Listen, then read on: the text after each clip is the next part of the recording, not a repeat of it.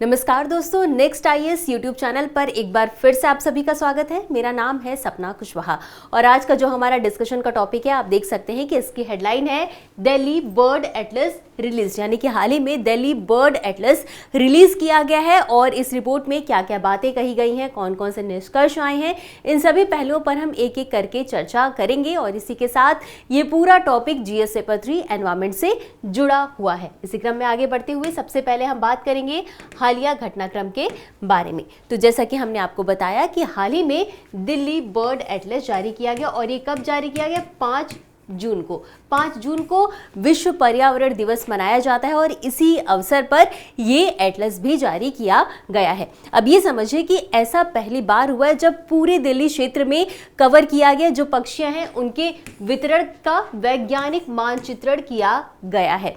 अब इसमें जो दिल्ली की रैंकिंग है वो समझना हमारे लिए जरूरी हो जाता है। तो विश्व की राष्ट्रीय राजधानियों में, याद रखिएगा कि विश्व की राष्ट्रीय राजधानियों में ये जो बर्ड एटलस है इसमें पहले स्थान पर है नैरोबी और दूसरे स्थान पर है दिल्ली। तो दिल्ली में इतना वायु प्रदूषण और इतना प्रदूषण, शहरीकरण होने के बावजूद भी अगर इस रिपोर्ट में पक्षियों की विविधता इतनी अच्छी है तो जाहिर सी बात है कि आगे भी इन पर अच्छा रिजल्ट देखने को मिल सकता है जैव विविधता को लेकर के, है ना। अब ये याद रखिएगा कि ये जो एटलस है वो किसके द्वारा जारी की गई है, किन किन संस्थान के द्वारा। तो इसमें शामिल है दिल्ली वन विभाग, बर्ड काउंट इंडिया और WWF इंडिया।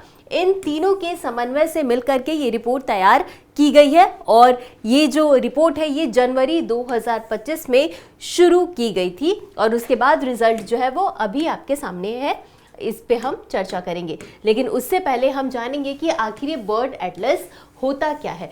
तो एटलस से ही समझ में आ रहा है कि मैप, यानी कि एक ऐसा मैप बनाना जिसमें बर्ड यानी पक्षियों के बारे में बताया जा सके कि किस क्षेत्र में कौन से पक्षी पाई जाती है और किस किस एरिया में कौन कौन सी पक्षियों की प्रजातियां आवास करती हैं और उनकी संख्या क्या है। तो जैसे कि हमने आपको बताया, किसी क्षेत्र में पक्षियों के वितरण का वैज्ञानिक दस्तावेज होता है बर्ड एटलस, है ना। अब इसका उपयोग की बात करते हैं कि आखिर इसका उपयोग क्या है, इस एटलस का उपयोग क्या है। तो सबसे पहला है जैव विविधता का संरक्षण और दूसरा है इनका जो प्रॉपर डेटा होगा हमारे पास तो इनके आवास का भी प्रबंधन किया जा सकेगा, पर्यावरणीय परिवर्तनों की निगरानी की जा सकेगी और साथ ही साथ इनकी संख्या में वृद्धि के लिए प्रॉपर तरीके से नीति निर्माण भी किया जा सकेगा। अब सर्वेक्षण पद्धति की बात करते हैं कि ये जो मैपिंग की गई है इसमें क्या क्या किस तरीके से प्रयोग हुई है चीजें।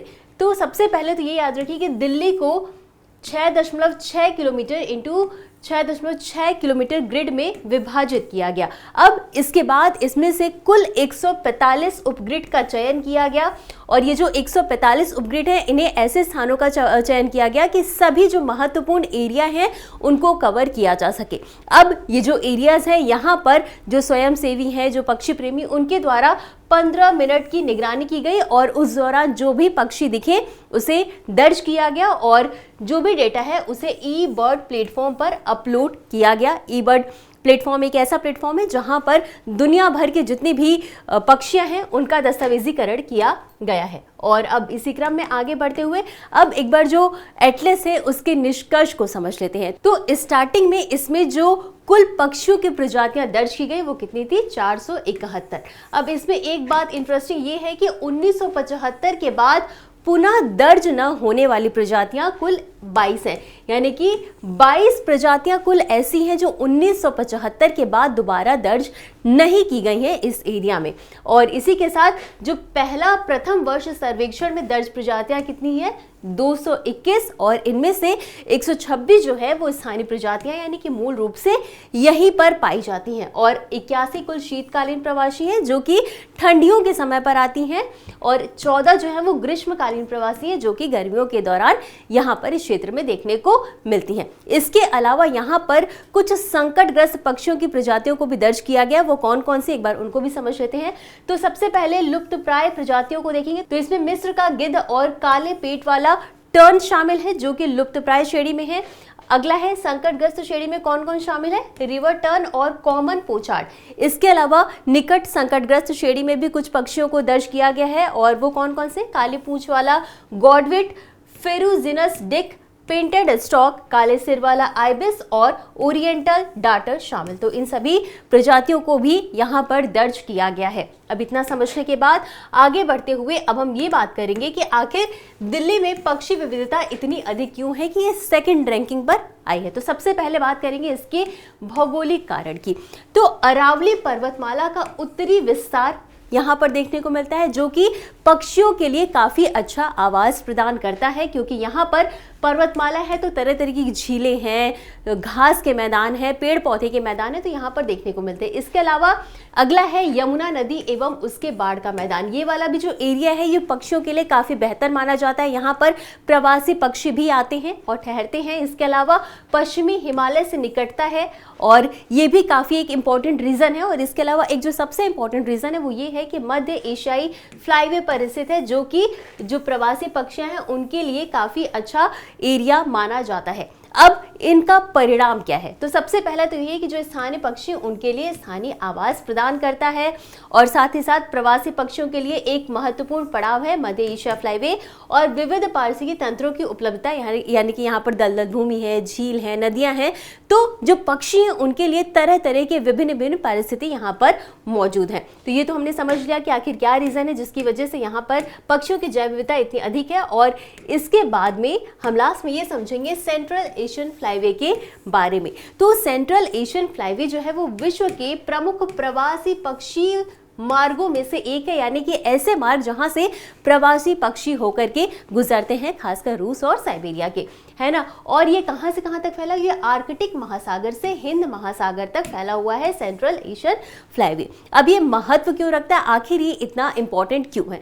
तो यहाँ पर 600 से अधिक पक्षी प्रजातियों के द्वारा इस मार्ग का उपयोग किया जाता है, इसलिए मार्ग जो है वो काफी इंपॉर्टेंट हो जाता है। इसके अलावा कुछ और महत्वपूर्ण मार्ग है, उनके बारे में भी हम देख लेते हैं। तो पहला है आपका Pacific Americas flyway, Central Americas flyway और अटलांटिक अमेरिकस फ्लाईवे।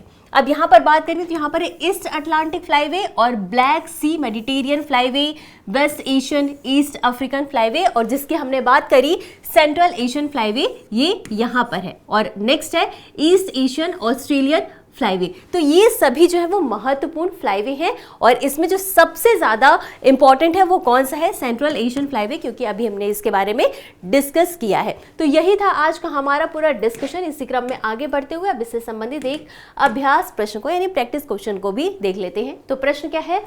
किस रिपोर्ट ने दिल्ली को पक्षियों की विविधता के मामले में दुनिया की दूसरी सबसे समृद्ध राजधानी घोषित किया है? आपके पास 4 ऑप्शन है। A India biodiversities report, B state of forest report, C Delhi bird atlas या D national wildlife survey. और इस प्रश्न का उत्तर आपको हमेशा की तरह कमेंट बॉक्स में देना है।